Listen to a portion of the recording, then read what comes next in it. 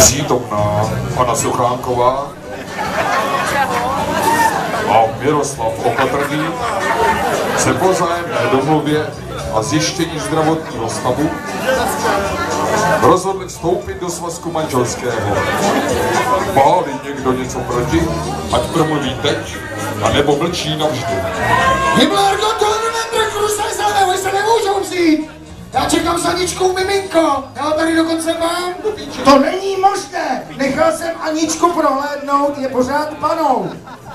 Ale naše láska je čistá, bylo to neposprněný početí, něco jako panenka Marie, proto se nám taky narodilo tohle, a Severu Zika.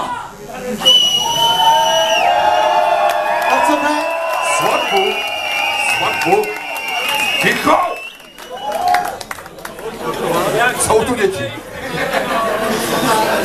Svatbu tudíž musíme odložit a nastávají křtiny. Dejte sem tu polívku, ať to mám čím polít, kurva. Podrž mi tohle. Mladý muži.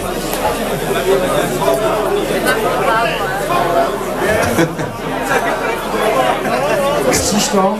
Křtím to polévkou knedlíčkovou. Svadební. Tento krásný disk. Těším se, až tyto krásné knedlíčky budou rozhampané po celém pódiu.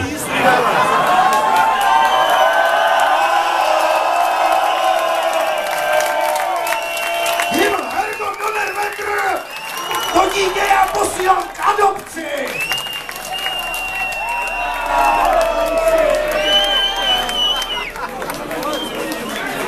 Tímto se možná prohlásit Aničku se zemským rodou za muže a ženu.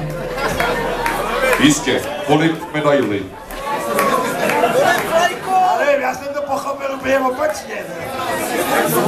Polip medaily. Ty chasníku.